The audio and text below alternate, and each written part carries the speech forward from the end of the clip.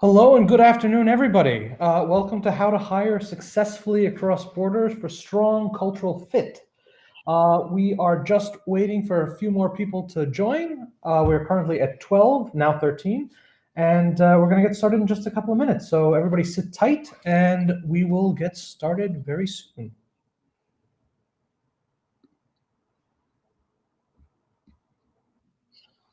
Okay, so we're going to get started. So again, welcome to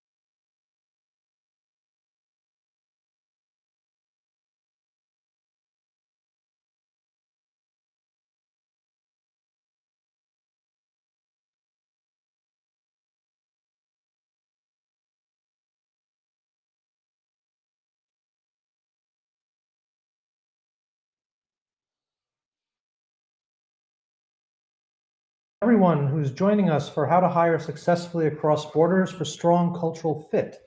The first thing that I would like to do before we dive in is just a little bit of housekeeping. So if everybody who's currently on the platform can just type into the chat on the right side of your screen, yes, if you can hear me and see the slides that are currently streaming to you. Super. Hello, everybody. Excellent. So the chat is open to you throughout the duration of this presentation.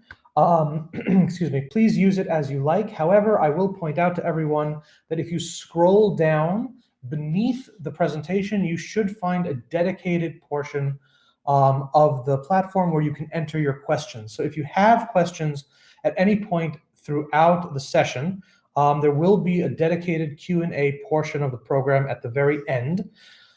But I would ask that you put your questions into the appropriate question spot on the page that you're looking at, because then when we go back and review and address those questions, we'll be able to bookmark the location on the replay so that you can quickly get back to the point that you want to, which is the question that you want answered. Other than that, we'll be running for about an hour, so please expect about 45 minutes or so of content, and then we'll dive into the Q&A. And of course, if you have any questions about anything, then you can follow up either with me or Therese after the session, and we will be very happy to answer any of your questions. And so with that, I will introduce myself. So Therese, can you click the next slide, please? There we are. So for those of you who don't know me, my name is James York. I'm the Director of US Business and Innovation for Enterprise Estonia. When it is not 2020, I am normally based in New York out of the Estonian Consulate General, which is about 2 blocks up from the United Nations. I work in the capacity of a trade advisor for the consulate, and I act as a bit of a bridge between both markets. So I work with Estonian companies looking at US market entry. So that means that I am your resource for any sort of US market information that you could possibly want. And I'm very happy to have a conversation with you on any topic related to the US market that might be of help.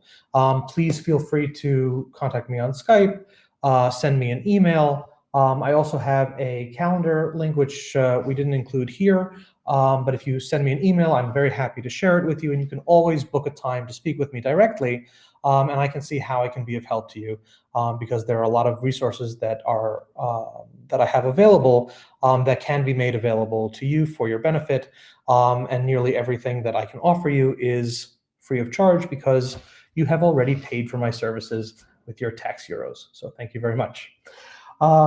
Today, I am very, very thrilled to bring to you one of the most amazing speakers on the topic of the future of work and reimagining how recruitment is done, Therese Gedda. She is currently based in Stockholm. She is normally bouncing between New York and California, and she is absolutely one of the premier thought leaders in this space. And I'm so thrilled that we have her and that she agreed to come and share all of her insights with all of us here today. She's spoken in front of audiences at Apple, LVMH, Web Summit, TEDx, many more. She's worked with more than 1,000 different founders and companies. She's developed proprietary models and methodologies for how to think about your recruiting, your company culture. And she's been at this for more than 18 years. And she's amazing. And so with that, I'm not going to take any more time away from all the great stuff that she has to share. Therese, welcome. Thank you. And the floor is yours. Thank you, James. I'm thrilled to be here, guys. And that was a lovely introduction. I appreciate it. And let's dive right in. So this webinar is for you guys. So do feel free to drop questions at any time. Chat with me in the chat. I do have it open. And I will ask you questions to interact because, as we know, it's really important to create that connection, even if you can't see me. And it's a little different than speaking in front of 5,000 people, but we are still going to have an amazing experience together. So cultural-driven companies have 18% more revenue per employee than the average. That's our starting point. And now, I want to say that this webinar is for you, the founder, the CEO, the leader, the change maker, and the rebel. And I'm going to ask you right now to pop the number in the chat that resonates with you the most, just so we get a feel for who's in the audience and so I can tailor the message even more. We have several ones, okay. we have one that has everyone. That's awesome. Love it. 1 and 5. Okay, really good. 2 and 5 as well. I love it. This is going to be an awesome experience. A lot of rebels in the audience. Very happy to see that. All right, another rebel. Thank you. Okay. So I will encourage you to stay to the end to find out how to get access to a template we have designed for normally our clients, but we will make it available for you if you're interested in that. So what are we going to talk about today? Well, first of all, we're going to talk about how you can set yourself up for success while you're growing your company. We're going to cover how to attract the best people to your company and who are these best people. We're also going to talk about how to reimagine the recruitment process, and there's a lot to cover here. And then, as a special bonus for you guys, is to highlight 3+ bonus of things you need to know about American culture in order to succeed in the US. All right. So if you would succeed with your growth expansion, what would that mean to you?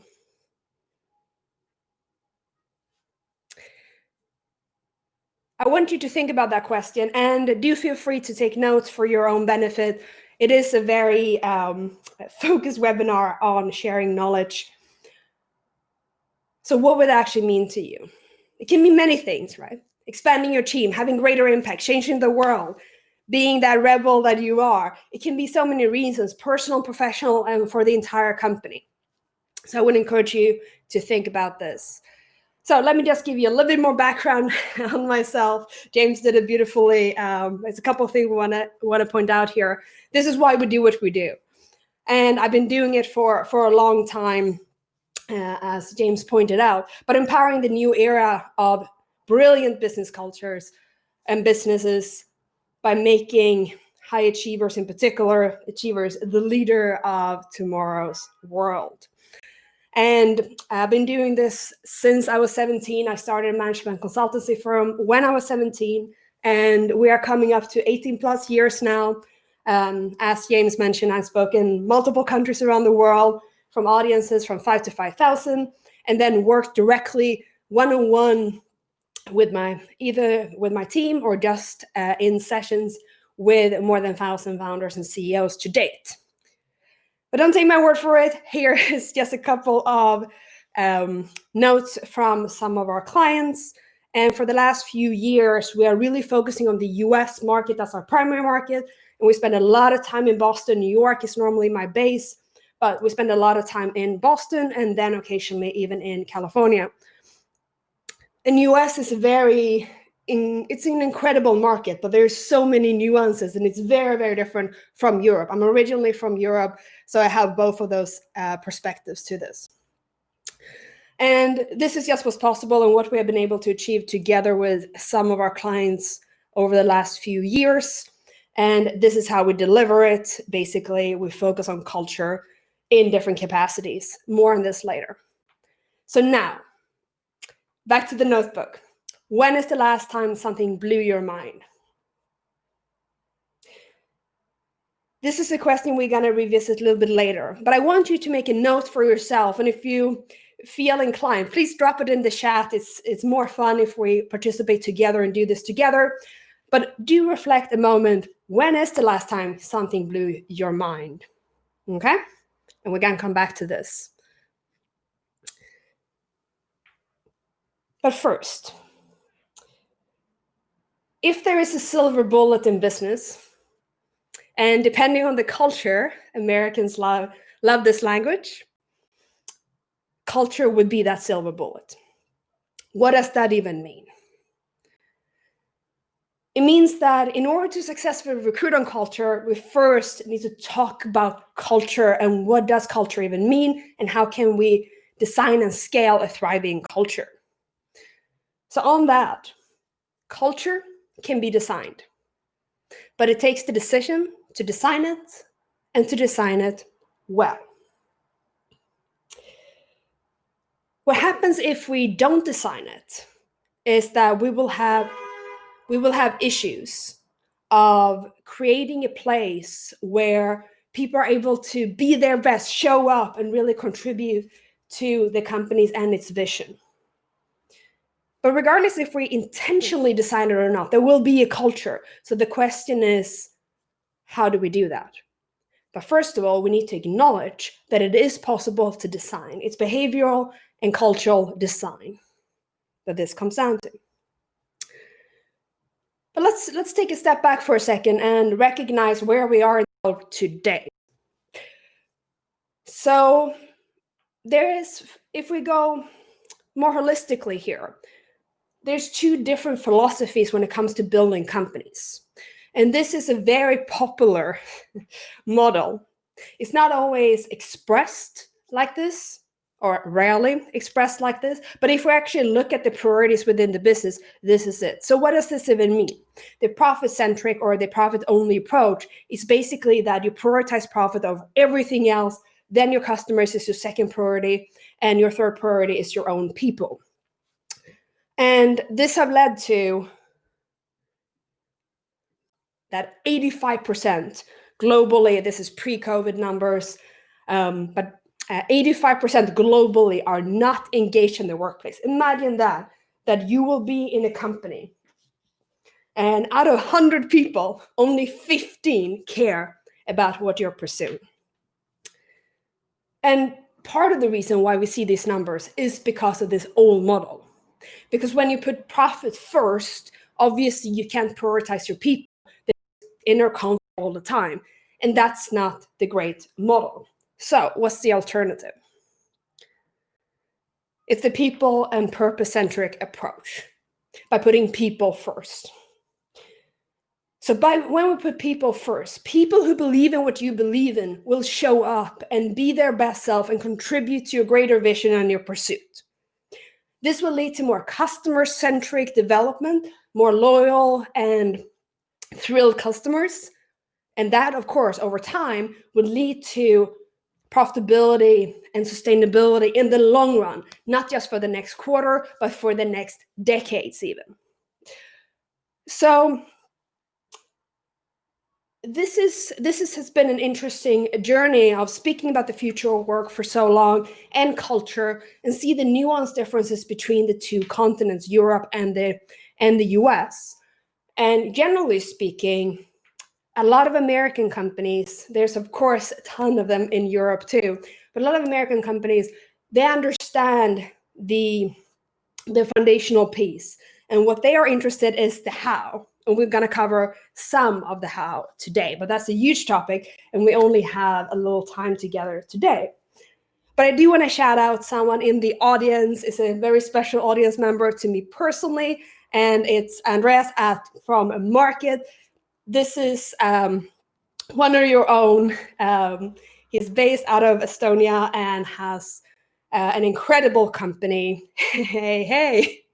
That is truly a people and purpose-centric company, an incredible role model for Europe as a whole, but of course also US. So the point is here that there is companies in multiple countries under the radar and well-known that are pursuing this model. But if you do this in Europe, if you're more people and purpose-centric in Europe, you have a huge competitive advantage because it's not as widely adopted, generally speaking, as it is in the US, even if it's just in the beginning of its state in the US too.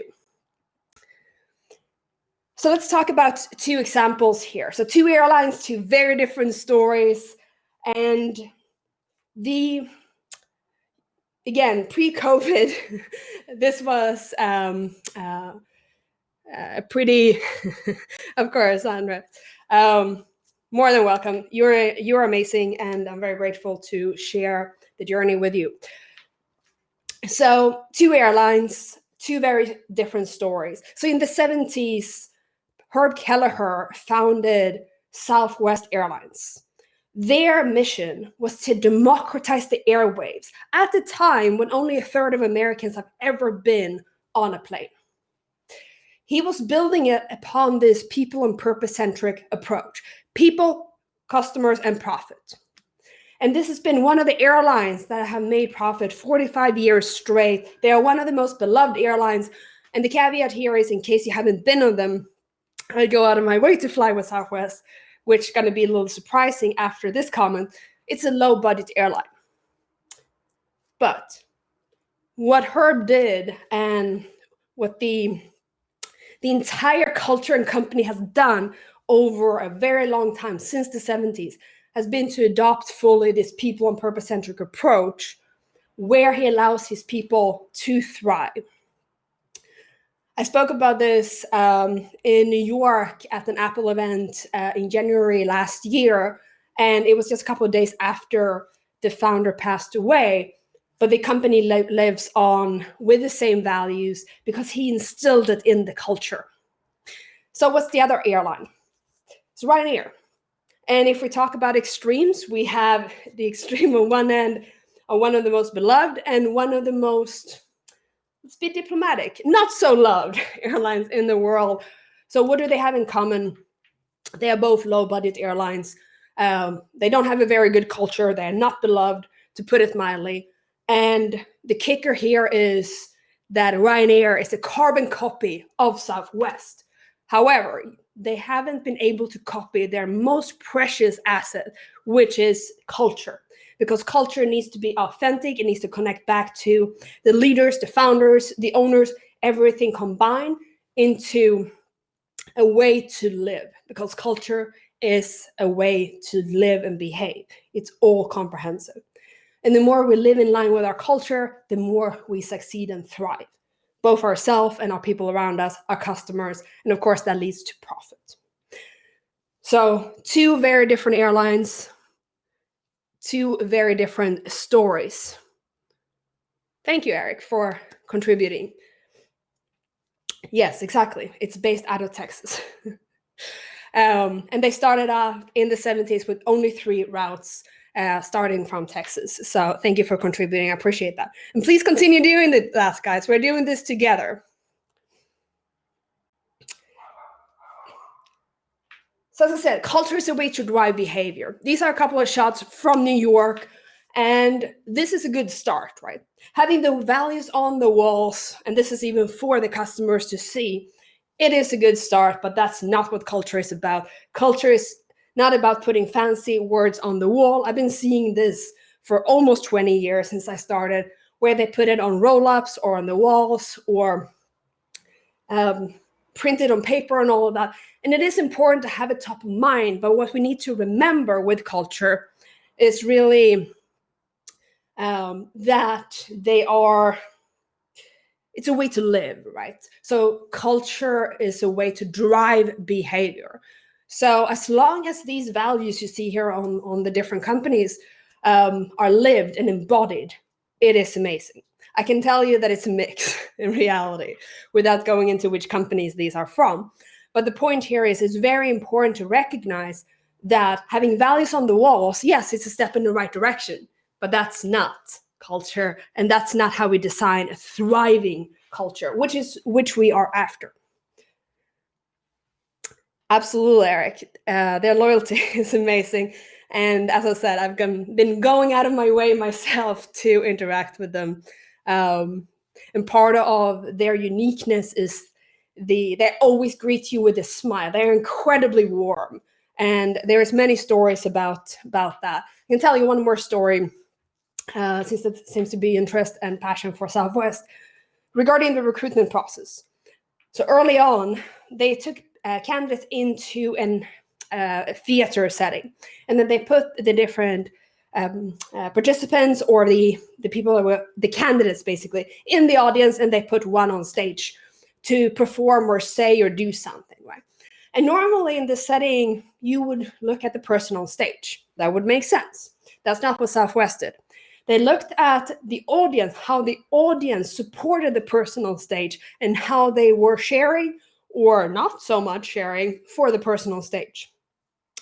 And the people that were most supportive of the person on stage were the ones that moved on to the next round of interviews, because they wanted cheerleaders, they wanted people to support others. And we want the values and culture to be in line with the human's individual values and self. We want it to be authentic, and the more authentic it is, the better, of course.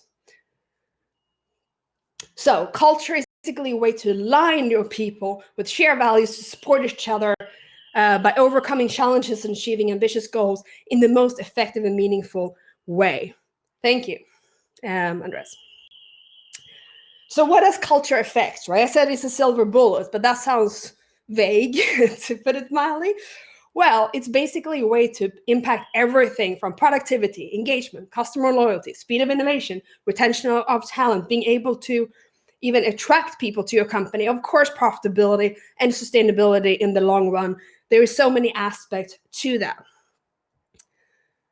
So it's time to reimagine how we think about culture. And it starts with your cultural foundation. We're not going to go too deep into this today, as we're going to talk a lot about recruitment and the US culture a little later here. But it's important to recognize that we can't just talk about recruitment without talking about what we are recruiting to, right? So what do you believe in, and why do you believe in this? What type of values and foundational pieces do you have to your company, and why? So what is a cultural foundation? Cultural foundation basically consists of your purpose, mission, vision, values. So purpose, mission, vision, values, and all of that combined basically drives behavior in the company. As an example, going back to these words, just having win-win doesn't mean anything unless you explain it to your team, to everyone connected to your company, what that means to you.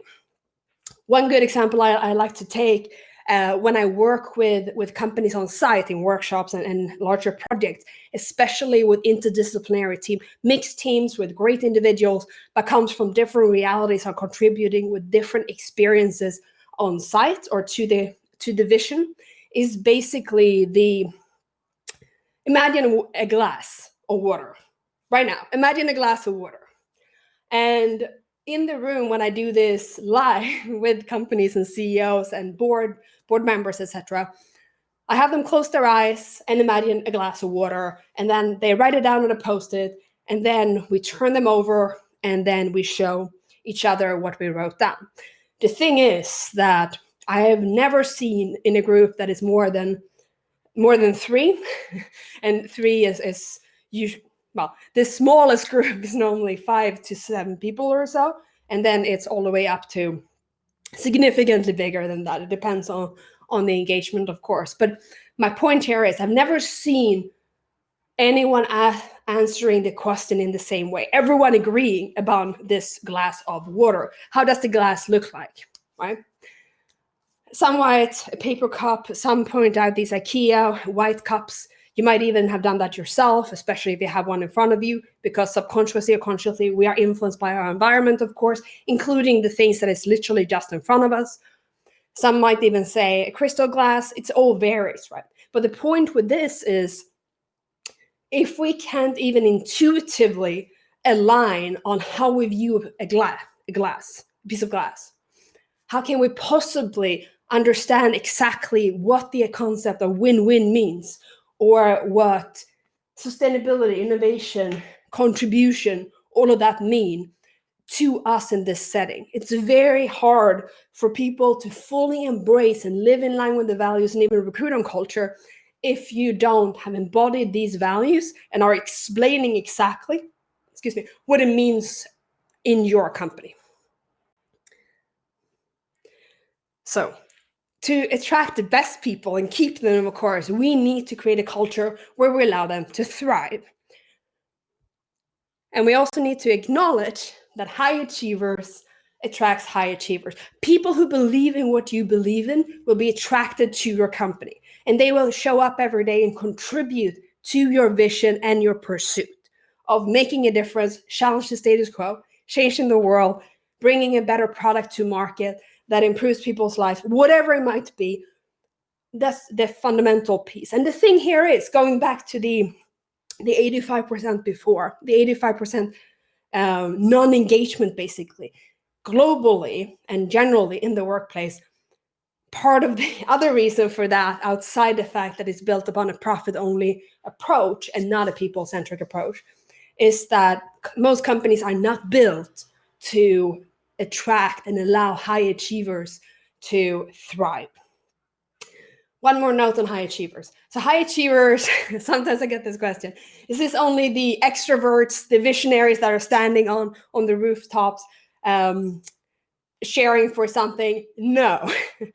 Hey, high achievers, in short, is basically the people who generally believe in what you are pursuing.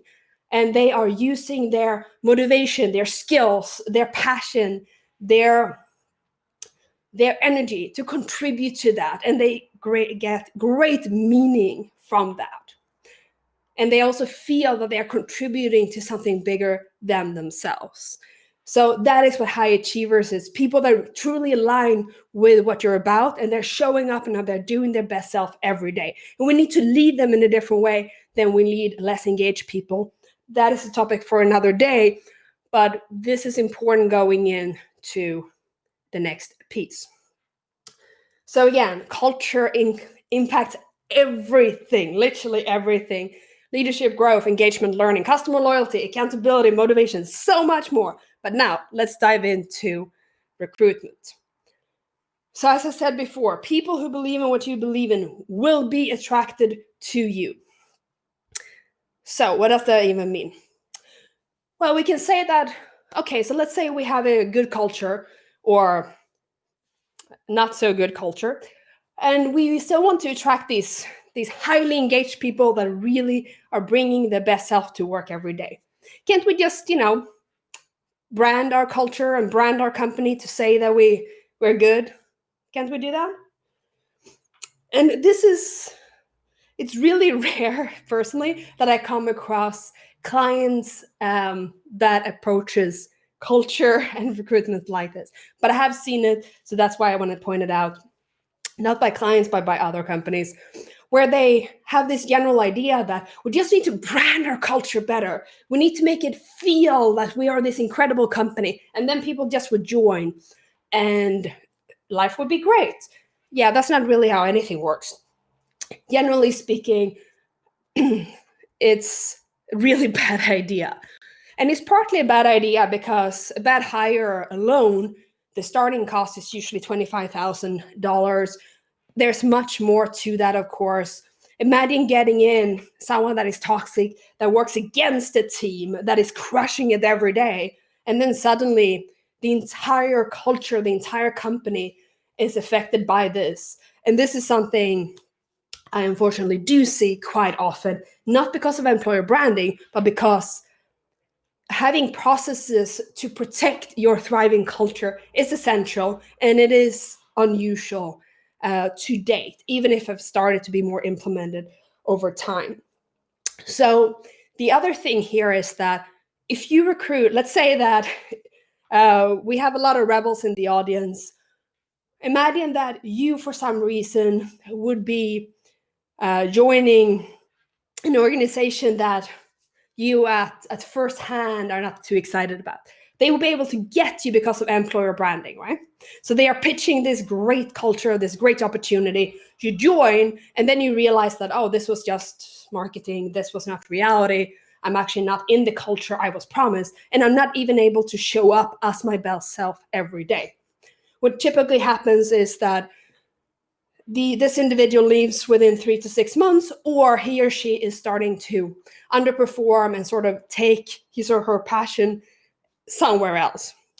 Low engagement is bad for everyone. It's bad for the company, bad for profitability, bad for sustainability, bad for humans generally speaking. There is no benefit of low engagement.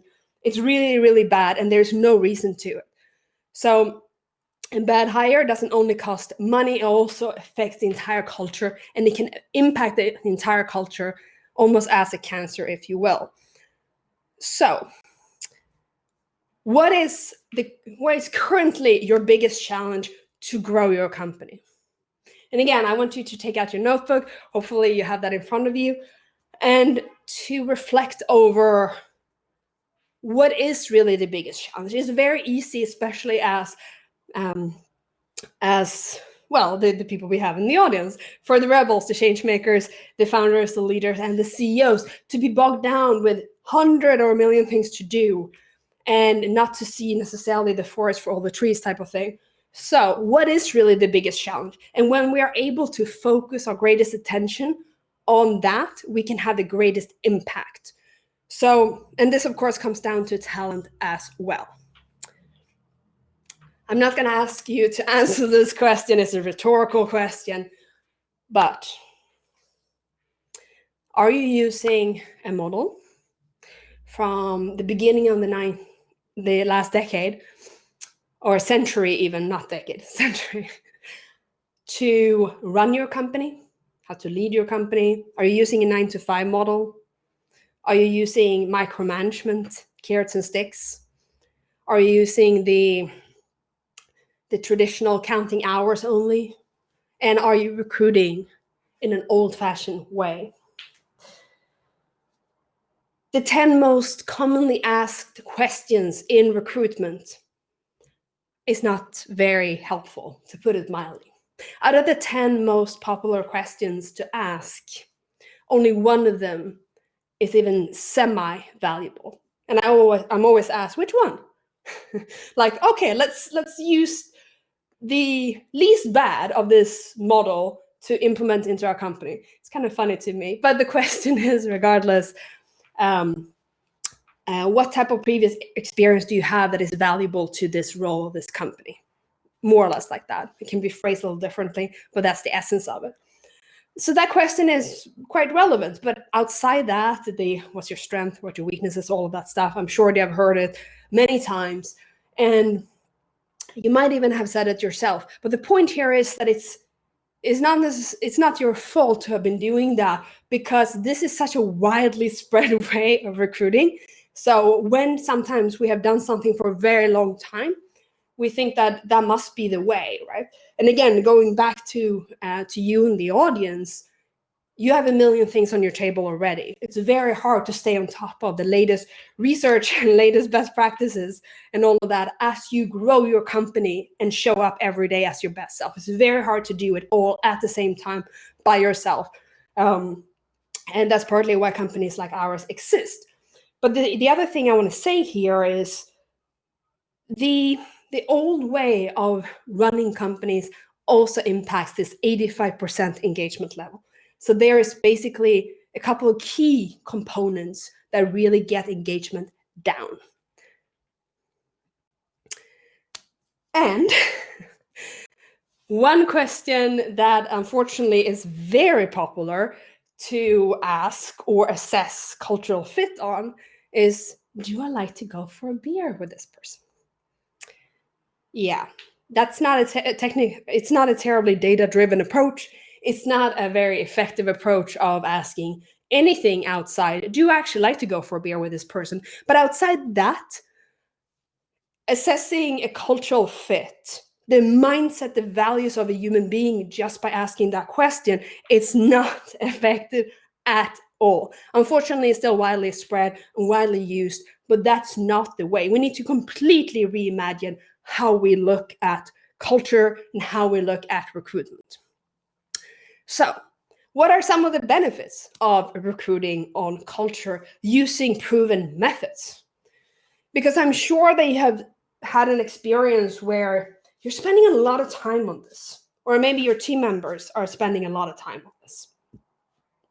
And it's not terribly effective. It's not terribly well done even. And that might be because you don't have the process for it, right?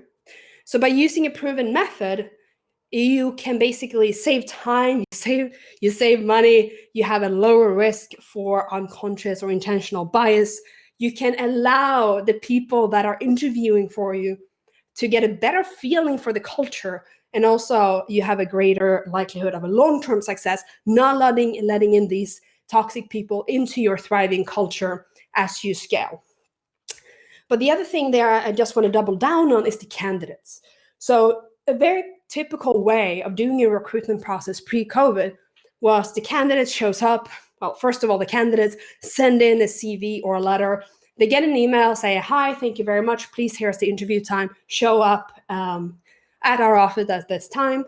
They are greeted by their receptionist wonderfully, and they are led into a room with white walls and asked the standard questions, the top 10 most commonly asked questions in recruitment. They have a lovely little interaction and then they leave. The problem with all of that is that, first of all, a lot of companies does that. And the candidate didn't really get a feel for the culture there, because what we need to recognize is that it goes both ways, right? The candidate needs to feel that this is the company that they want to be part of. And this is one thing we see with millennials and younger generations, that contribution and being part of something bigger than themselves generally is massively important. And this year, 2020, 50% of the global workforce are millennials, and then of course younger. So this is becoming increasingly more important. So it's really important to recognize that the recruitment process needs to also address the human that you're interviewing, and that he or she get a feeling for what kind of culture is this, right? And why is this the right culture for me? So I want you to take a moment and imagine.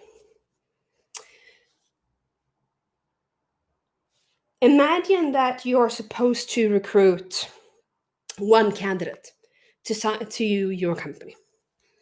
For this example, let's say that you're recruiting a storyteller. Yes, I know, you're probably not recruiting a storyteller, but that's not the point. Take any candidate you're recruiting for. And let's say that you get 100 applicants. The old way, or the traditional way of doing this, would be to sort them by education, or if they've been a storyteller before, or anything like that, and so randomly select, or not so randomly, at least that's the that's the illusion. Select some individuals that you want to meet for an interview. Mm-hmm. So we went from 100 candidates, and then you go through them and you sort of scan for random things, probably if they have had a similar role before, maybe education. And just to clarify, I'm a big proponent of education in every form. I'm a lifelong learner myself. However, just scanning on education can be dangerous, of course, especially if we're interested in cultural fit. So we have these 100 people, you scan it, you decide that, okay, I'm gonna have an interview with 20 of them because I'm not really sure. And you take them in through this experience, as we talked about.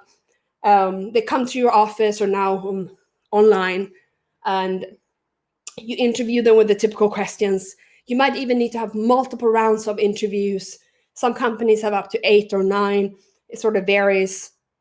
And then you welcome them in, and they may or may not leave within 3 to 6 months if their fit is bad. Okay, very common way of doing it, not very effective, and not what we are celebrating here. So what is another way? Another way is you get 100 applicants, you have a pre-scan based on something that is actually important for this role. Let's say that creativity is important. Some type of experience of storytelling and creative writing is important. Not necessarily education, not necessarily formal role, but maybe this person have had a blog for years, or have written a book outside their normal work. Anything that shows a deep passion and commitment to the craft of storytelling. So you have 100 people going in, you do this pre-scan, there's 50 after that. And this is a real example. This happened to us. For some reason, when you put out a creative role like that, anyone under the sun think that they can be a storyteller. So we got everything from engineers to store clerks to models, and of course, a lot of writers and creatives too. But it was very surprising to us when we got that. Nothing against those professions, of course, but it's just not the fit for a storytelling role. You need to have, it is a craft in itself, as you know. So we went from 100 to 50, and then from there, we shared a test. We're going to go back to this in a moment. With a deadline, because this is the other thing. When you apply online, there's a lot of people that are just applying for the sake of applying, right? Gave them a test and gave them 72 hours to complete it. And out of those 50, 30 came back. Evaluate the candidates, and we can get into this another time, but how you do that, evaluate the candidates, and out of those 30, 7 of them had 85 or higher in cultural match. And then you start the first interview. So let me show you the process. We started with the pre-check, right? And the culture and value match, that is the test. That question I asked up top, when is the last time something blew your mind? That is one of our first questions in our cultural test. One of our own values is to be a positive giver.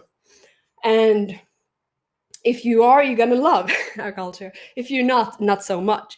That's perfectly fine. And that is also very important when it comes to culture. Standing for something and really showing up and portraying what you believe in, because people who believe in what you believe in will be attracted to you, and they will keep showing up every day to crush it.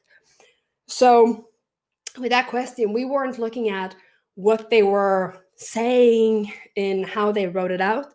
It was, do they naturally have a positive or negative mindset? Because what you want there is you want to have a genuine experience, right? You want to have a genuine match. If you have people with the same values in the room, you create magic, and it's incredible. It's energizing. But if you don't, there becomes friction, and this is what we see all the time.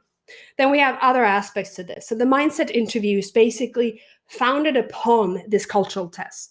And a cultural test can be 10 to 20 questions or so. The majority of them are connected directly to your culture, directly to your values. And I'm going to give you a couple more examples in a moment. And the second thing here is, after that, if they move on, is that you will have a skill test or case study, depending on the role. You bring them back in, and then it's a matter of understanding why they want to be at this company and how they can contribute to the company, how this can be a fruitful relationship for everyone involved, right? The strength focus is basically a strength test. This is required, though, that you have a strength-based leadership style. Whole other concept to talk about leadership, especially futuristic leadership, is something we cover a lot. But if you are interested in leading people with their talents, achieve mastery, and using their strength, disregarding their weaknesses, this part is important. And then the final step here is the alignment interview, just making sure that everything is on the table. We're really clear what the culture is about, what the candidate's looking for, how he or she can contribute, and we're good to go. So I promised a couple of questions. Here's 3. So in the cultural test, again, remember, or the value match, remember to ask questions that are directly connected to the behaviors that you cherish in your company, directly in line with your culture. As an example, what does generosity mean to you? The other thing is, this is in writing. So extroverts and introverts are given a fair shot, both of them. And the way the value match is evaluated is you hide the name and all of that, and you just evaluate one question at a time to score it out. There's more to the magic, but those are some of the insights. How do you deliver exceptional value? And where are you most creative? Again, I can't stretch enough that this needs to be questions that are aligned with your values of the company. This just happened to be some of ours.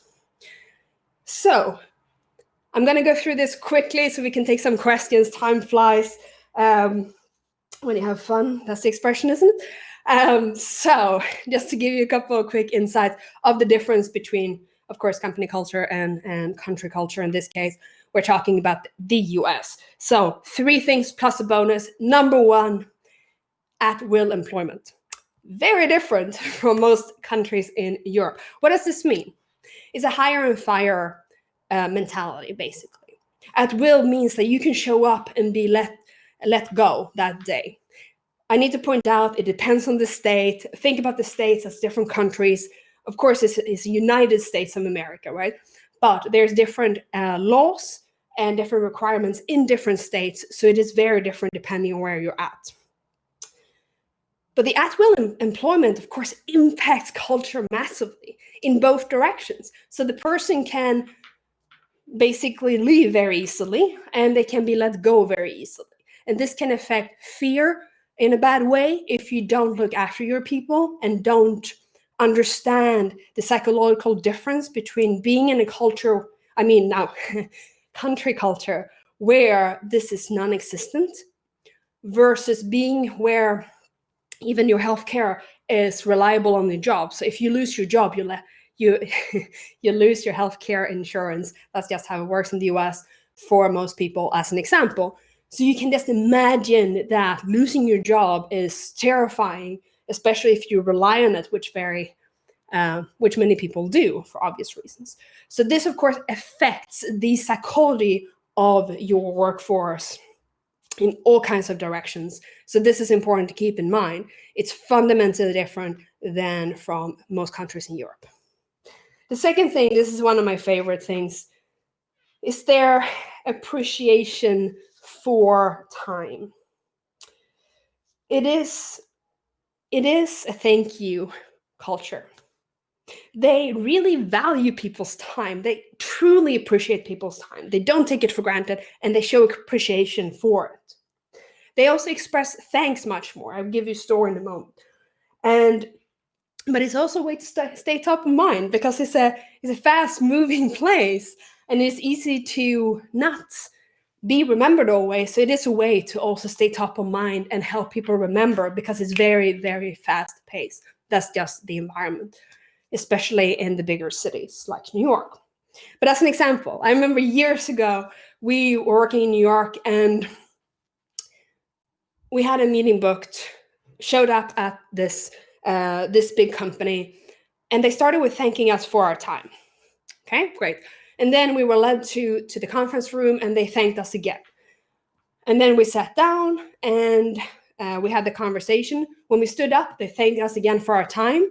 We were a little confused at this point, because we're already 3 thank yous in. And again, I do appreciate the thank you culture and the appreciation for time, but culturally, this was a little odd first time I experienced this personally. And then they follow you to the elevator, or this reception, and they thank you again for coming and taking the time to be there with them. And then they wave goodbye, thank you, when you go down in the elevator. And then when you're out on the street, you have a thank you email. I'm not exaggerating. That's not necessarily how you need to do it. But what you need to understand is that they generally express gratitude and thanks in a completely different way than you normally see in Europe. So if you don't say thank you after a meeting, that's weird, or can be considered rude even, for quite a few people. And you might even lose an opportunity to deeply connect with this individual. So the key here is to recognize that the more you can show genuine, and of course, the more genuine this, the better, appreciation and gratitude, the better. Number 3. Okay, so let's talk about trust. There's an expression in the US that is, quote unquote, "Are you for real?" That is a confusing expression for most Europeans. But what that means is that, can I trust this person? Is this person really what I think he or she is? The thing here is that we need to recognize that it is, we need to recognize that trust is not widely spread, partly because it's a huge country, right? It's 300 plus million. And again, it's fast-paced. There's a lot of things going on at the same time. It's also an incredible place because the opportunities are everywhere. And there's so many stories I can share on that. But what I want you to take away with this is referrals and introductions is the norm. As an example, one of our star clients out of Boston, within months working together, today he's on retainer for life. We are doing our 3rd year together on one-on-one sessions, but within months after recognizing the value that we are providing and the value of the sessions we have together, he has made introductions to 30 people, partners, investors, fellow founders, accelerators throughout the US, because he appreciates the value and deeply care for us too. And this is the other thing. There's a deep care when a relationship work, professional relationship work, there's a deep appreciation for each other. And you try to help each other. This goes hand in hand with the thank you economy and being grateful and appreciative for people's time and contribution. They don't take it for granted. So making introductions is normal. Receiving introduction is normal. It's not something to take for granted, but referrals is massively important because you have this double opt-in trust, meaning the person that you get introduced to someone and they are vouching for you, and vice versa, you are vouched for. And since trust generally is not as high as in certain other societies, this is massively important. It's a great way to grow your business, and this is why Boston is our 2nd largest market. And it started with this incredible human being, this 3rd-time founder with 2 exits, that started to open the entire market for us and help us to get established there, because we deliver exceptional value. And this is really how the entire economy works. But it's important for you as well to show up for others and help them, introduce them, and see how you can help. Another question that a lot of Americans can ask, is, how can I help you? And it's important to be prepared for that question and actually have an answer, right? What do you need help with? And they mean it. They genuinely mean it. Because if you're meeting, this is time that is precious. So we need to make the most out of it. This also comes down to appreciate other people's time, to be prepared for meetings, even if they're short, and really know what do you want to accomplish and how are you showing up to contribute to this other human's life, right? And yes, I love your comment there, Eric. Handwritten thank you notes are very valuable. It is rare, and I have even produced custom-made stuff, like customized, even meditations to clients as a thank you, or sending them gifts. One last year for Christmas, I produced a T-shirt with, I'm sometimes called Yoda and Master Teacher by my clients. And this client, he's an investor in New York. He loved that and kept referring to me as Yoda. So since I wasn't physically with him all the time, for Christmas, I designed a T-shirt for him with Yoda on and a message that was basically something that was precious for him, and he's using that when he's working out. Right? So a thank you can be in a note, it can be in a customized gift, it can be sending a quick text. The thing here is that the more you incorporate it, the better. And of course, being genuine and grateful is crucially important here. The bonus here is, do remember the US is a deal-driven economy. Okay, so what do I mean with this? Let's take an example. So we have the difference between a consensus-driven and a deal-driven economy. There's pros and cons with both. Okay, consensus-driven economy, great example is Sweden, so we're going to use that. So Sweden is a consensus-driven economy to a large extent, meaning it takes a long time to close a deal. But when you have the deal, and everyone needs to agree like 5 times, and you have meetings to have meetings. However, when you have the deal, this client is loyal. And it's very unlikely that you're gonna be put on the street just because you don't deliver to the extent they expected. So loyalty is massively high in consensus-driven economies. What's the alternative? Deal-driven economies. Very different. You meet with a decision maker in the US. They have the budget, they have the need, they get that you can deliver. You probably have been introduced to them. So there is trust already in the relationship. You show up as your best self, you understand their reality and their need, you get the deal. However, if you don't deliver, there's no loyalty. So it's a very deal-driven, it's very fast from that perspective compared to Sweden as an example. And just to clarify fast, like what does fast mean? Does that mean that you can close a deal within 24 hours? Well, we have closed a deal within 72 hours, but that is not the most common way of doing it. We are basically talking about, just as an example, there are of course exceptions, but one example is in a consensus-driven economy, it might take 2 years to close the deal. In a deal-driven economy, it might take you 3 to 6 months. So it's not overnight, but it's significantly faster.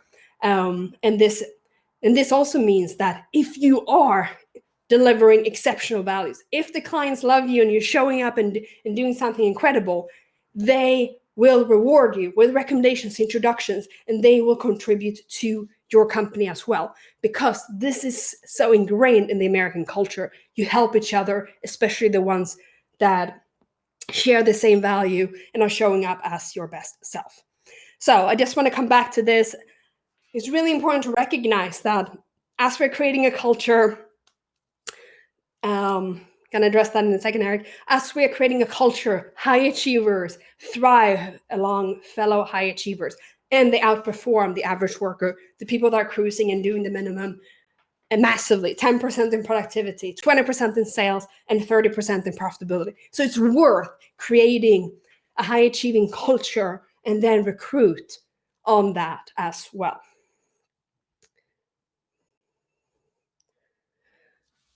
Eric, Japanese culture, yes. They didn't rely on American movies. Weapon. Interesting. Thank you for sharing. Yeah, we can easily spend more than an hour or two just talking about the different cultures between the different countries. But that is a great point, Eric. Thanks for sharing. So before we wrap up, this is how we typically work with clients. We do cultural design programs, focus on culture, leadership, and recruitment and growth, as well as actionable training programs online and live, and one-on-one executive coaching programs. And I mentioned some of that already. This is how you access the gift. You send us an email at this email, and then with that subject line, and you're good to go.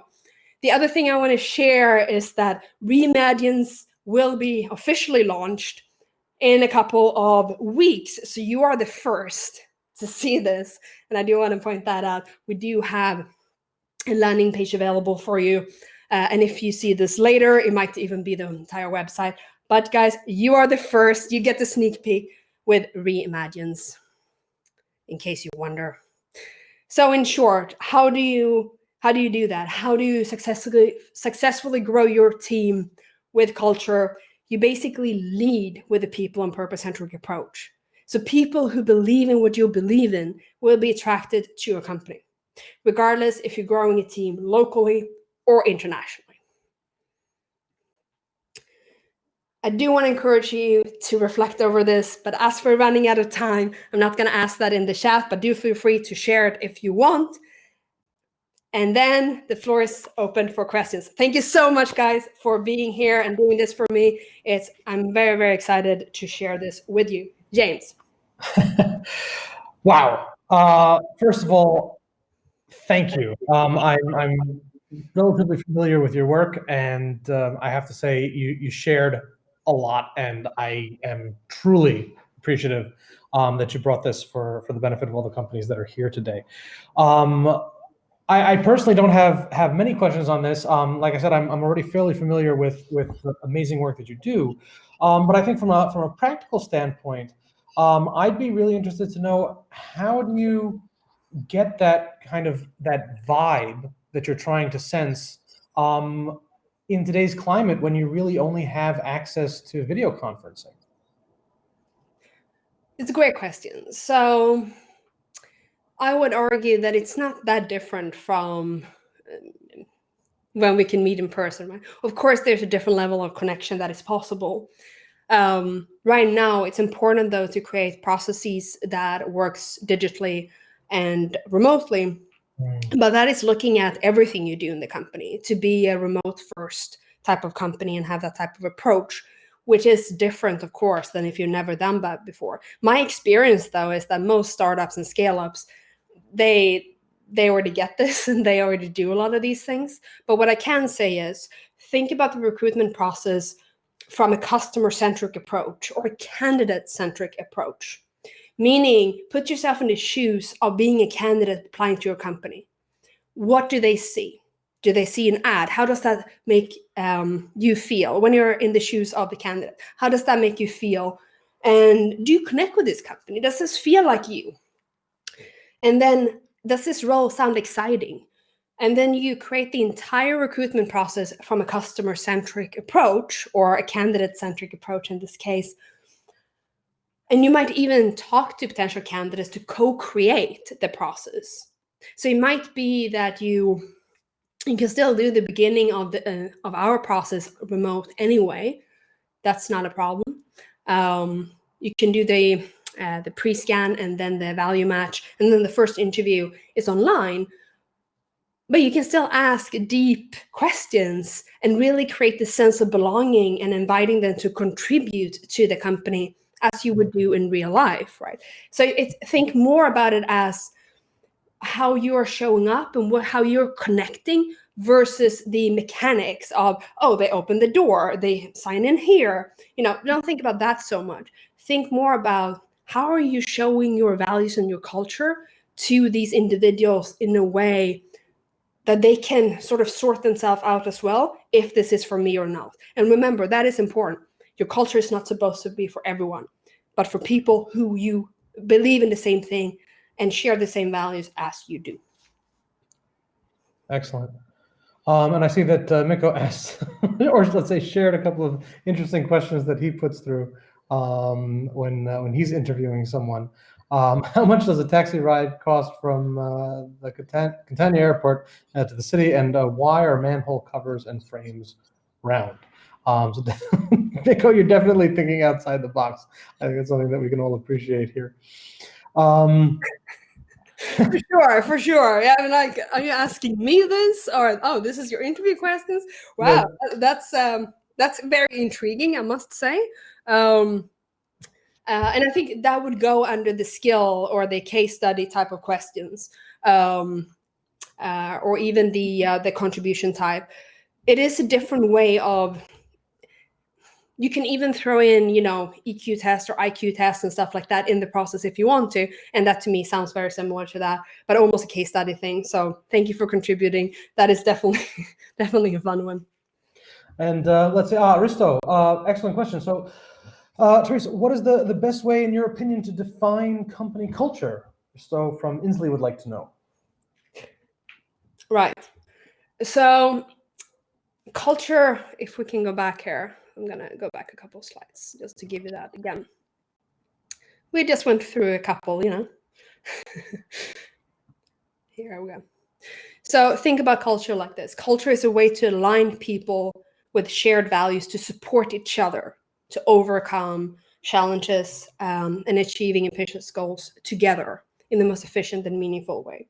But culture is also, if you want to work on it, you start with identifying your purpose, why you do what you do.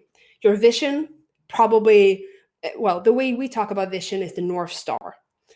The mission is how you execute on that, how you live. And then the values are specific words that you need to drill down to explain what does innovation, living with innovation or making a difference or making clients succeed, as I know Market has as one of their core values. How does that show up in the culture? And again, having had the pleasure to work with Andres directly, I know that they are doing that every day.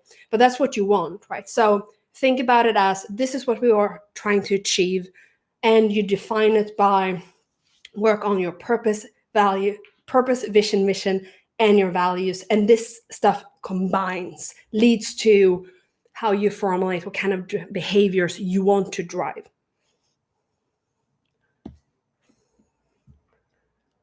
Super, thank you. So for everybody else, we are over time. So I would encourage you that if you have any more questions on culture, please feel free to reach out to Therese. She's available to you, and I'm sure very happy to help you build your company culture, and especially as you are looking towards expansion in foreign markets. In my case, particularly, the particular interest is on the U.S. But she's an excellent resource, and the company that she's building is completely reflective of her amazing style, insights, and wisdom. So please make use of her, and I will also put into the group chat here. This is the link to my booking calendar, and as Therese noted, Americans will always ask you, how can I be of help? What can I do for you? And anybody who's had a call with me will know that I ask exactly those questions when we start, because I am here to be a resource to you. So please make use of me. Very, very happy to help each and every one of you. And I hope that if we haven't spoken yet, that we will soon. And that if we have spoken before, that we will have opportunity to speak again.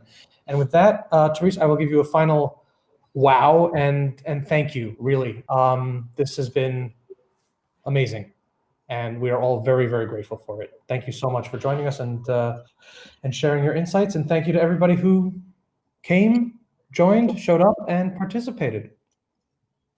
Yeah, so thank you, James. Final thought. First of all, culture can be designed, and you, by showing up as yourself, and creating a place where other people can thrive, you're really creating that space.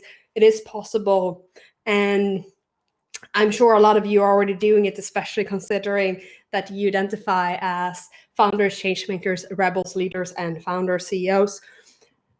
Thank you so much for being here with me. Of course, I'm available if you want to reach out, have a chat, and learn more about what we do. Culture can be designed. It's time to reimagine the workplace. Thank you so much, guys. Thank you. Have a great day, everyone.